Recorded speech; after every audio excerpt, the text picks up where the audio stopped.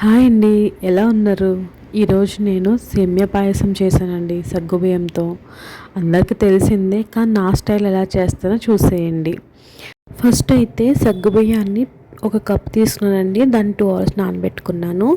అది దాంట్లోనే ఇంకో 2 కప్స్ వాటర్ అయితే వేసుకొని బాయిల్ చేసుకుంటున్నాను అనమాట. అది బాయిల్ అవుతుంటుంది. ఈ లోపల నేను డ్రై ఫ్రూట్స్ సేమియాలు బాగా వేయించుకుంటానండి. ఫస్ట్ అయితే కడాయి తీసుకొని దాంట్లో గీ అయితే వేసుకున్నానండి. అందులోనే డ్రై ఫ్రూట్స్ మనకి ఏం కావాలో అవన్నీ వేయించేసుకొని పక్కన పెట్టుకున్నాను. అదే కడాయిలో ఇంకొంచెం గీ వేసుకొని ఆ సేమియాలు అయితే మంచిగా వేగించుకున్నాను అనమాట. ఈ లోపల నాకు సగ్గుబియ్యం కూడా మంచిగా ఉడికిపోయినాయండి. అవి దీంట్లో యాడ్ చేసుకుని బెల్లం అయితే వేసుకోవచ్చు అండి, షుగర్ కూడా వేసుకోవచ్చు. బెల్లంతో టేస్ట్ కూడా బాగుంటుంది. ఈ రెండు మంచిగా అంటే సేమియాలు సగ్గుబియ్యం మంచిగా ఉడికిపోయిన తర్వాత మనం పాలు అయితే యాడ్ చేయాలండి. ముందు యాడ్ చేస్తే విరిగిపోతాయి, అందుకని చెప్పేసి లాస్ట్లో యాడ్ చేయాలి.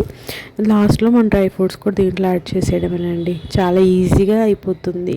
నేను చెప్పిన ప్రాసెస్లో చేయండి. ఎలా వచ్చిందో కామెంట్ చేయండి, లైక్ చేయండి. Thank you.